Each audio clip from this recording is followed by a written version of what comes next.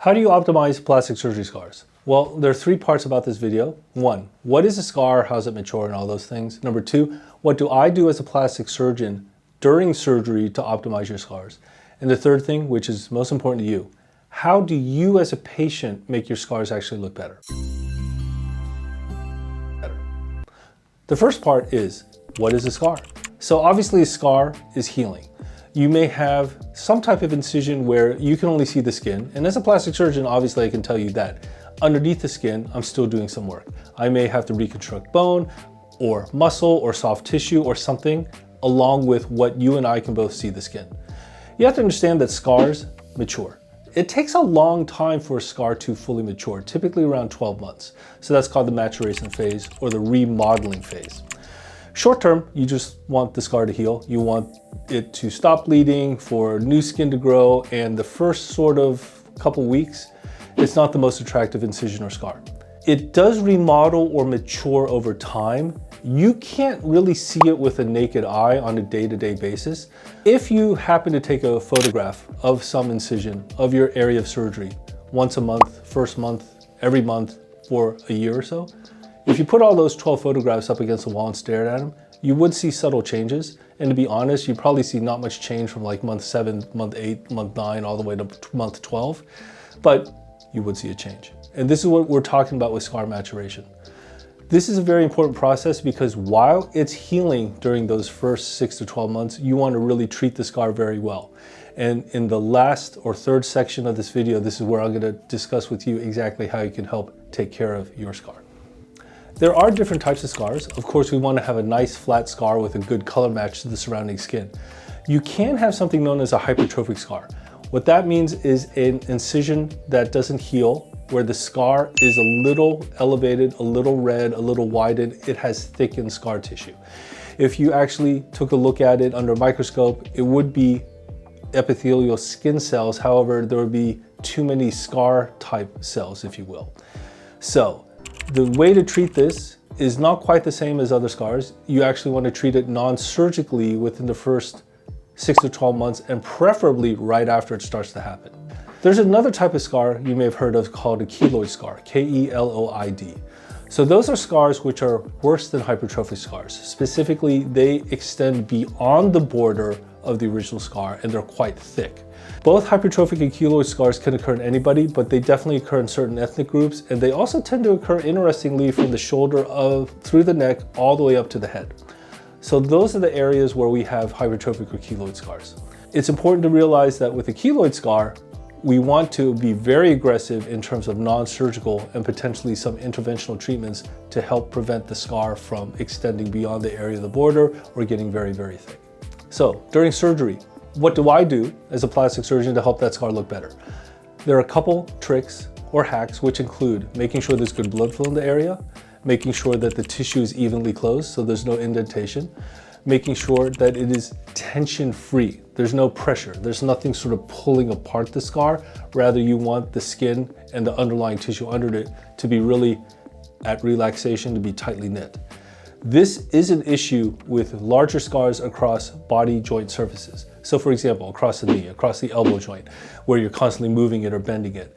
It can be occasionally difficult for that scar to look as good as possible, and it doesn't matter who you are as a patient, what your ethnicity is, what's going on, whether you're predisposed to it, and finally, it doesn't matter who the plastic surgeon is. Certain body areas simply have a tendency to form those types of scars where there's a lot of tension.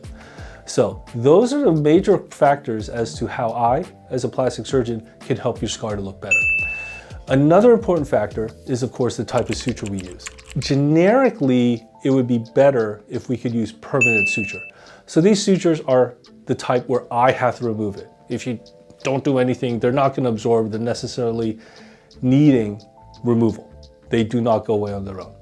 There are absorbable sutures. So in other words, we can place them and technically we don't have to remove them. So your body eventually degrades it and sort of chews it up, and then it spits out if it's at the skin surface, or if it's underneath the skin surface, your body just absorbs it.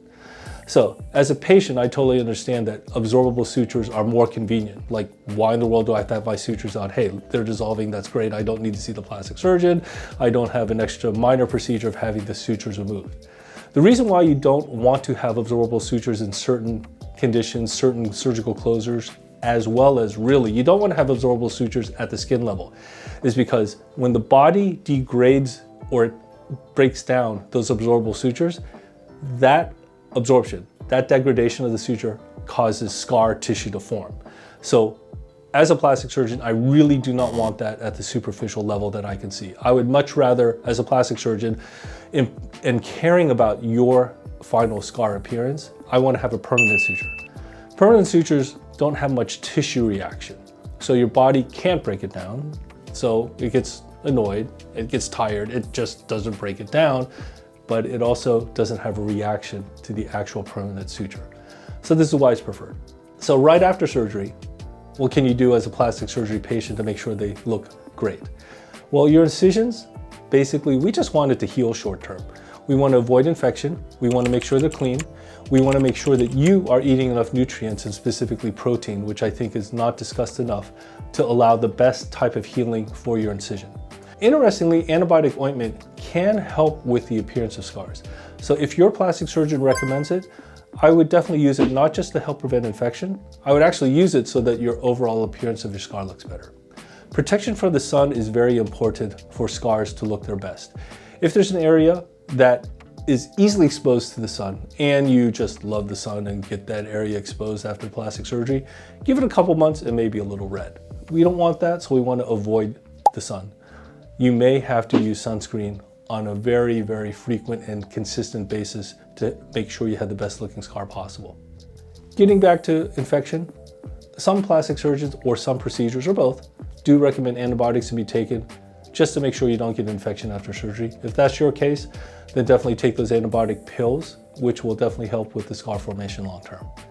Now, if you have early signs of hypertrophic scar formation where your scar feels potentially painful or itchy, definitely talk to your plastic surgeon about it. Your scar can actually look okay, but pain and pruritus or itchiness are two signs where the scar is trying to get a little thick, maybe forming thickened scar tissue underneath the skin surface. There are non-surgical or less invasive things which help scars look better, and they include cortisone injection, use of silicone gel bandages, potentially radiation therapy, as well as use of certain types of lasers. Definitely if you're forming a thickened or reddened scar, or if you're almost at the verge of a keloid scar, you want to jump on it, or you want to tell your plastic surgeon. So this is what I tell all of my patients, and it's true for you as well. If you have a thickened scar and it's still in the maturation phase, typically, we're catching it early and it's within the first 6 to 12 months of it forming, there are a lot of non-surgical things we can do to help this scar look better. If you have a thickened scar, hypertrophic or keloid scar, and you never tell me, and you disappear, and you show up in my office like 2, 3, 4 years later, there's not much I can do except surgical scar revision. Non-surgical stuff or less invasive stuff doesn't really work because the actual collagen underneath the skin, the actual scar tissue, is not remodeling, it's not changing, so non-surgical care simply is not going to work. So one of the mainstays of having a great looking scar is silicone gel. So this is typically in the Band-Aid section. It doesn't matter what kind of silicone gel you get as long as you can consistently use it. So I also don't think this isn't painful. It's actually not that expensive. The problem is consistency. Typically, I would recommend my patients to wear some type of silicone gel bandage or protection for 3 to 6 months, preferably longer. And there are some unique products which can protect from the sun and also generate a little tension. So in other words, it pulls the incision closer together, as well as provides silicone gel bandage protection over the area. So I think those are the preferred ones that I'd recommend. Interestingly, silicone gel bandages were discovered in burn care back 40, 50 years ago. We don't totally still understand why they work, but they do. So you shouldn't wear regular bandages. You should rather wear ones that are coated with silicone. Next up is steroid treatment. And this again is a very old treatment and it still works. So steroid helps suppress inflammation, helps suppress the thickness or redness of a scar. You do have to give it correctly. However, it does work. So specifically can suppress thickened scars, widened scars, reddened scars. Next up is laser. So post laser definitely works. This is a big but. It may not work as well as you wish, and it depends on when we're able to laser that exact scar. So again, discuss with your plastic surgeon whether you're even a candidate or not. Microneedling is a great technology and it actually improves the quality of your scar. So microneedling is just mechanical. You're punching a bunch of tiny holes, not very deep, into the skin. And you do induce some bleeding, but honestly, the scabs look like tiny pink dots. That helps to form collagen, and it actually breaks up the scar tissue. So for the right kind of patient, it's a great way, not that expensive, not that painful, to get scar suppression and to have your scar looking better.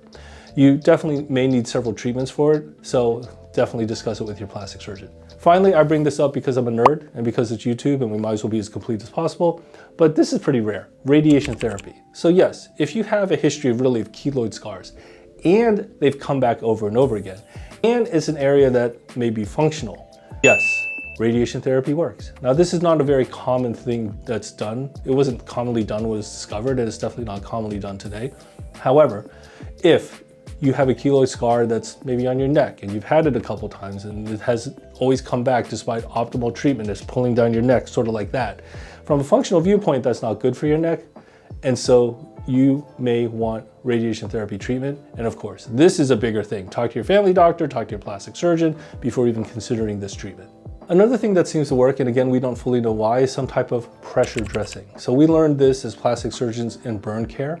And this is very common for patients who have a skin graft to get a silicone gel coated pressure dressing over the area of either graft harvest or graft placement or both to help suppress any thickened, widened, reddened, hypertrophic or keloid scars. So again, this I think is a bit of overkill for a lot of plastic or cosmetic surgery. Also, certain areas of the face especially don't respond well to pressure dressing. If you have some type of scar on your face and it's a little thick, not certain if wearing a pressure dressing is actually logistically possible or easily possible because of the fact that it's hard to generate the pressure and it's hard to wear that device on your actual face. But that is a potential solution depending on where your scar is after plastic surgery. There are a couple things that you should not do to help your scar look better. So first things first, you actually just want it to heal, as I mentioned before, but certain things I don't think accelerate healing and actually may hurt healing. One thing is fragrance. So you may actually have a product that works, but if there's a heavy scent to it, that scent, that fragrance may actually slow down healing.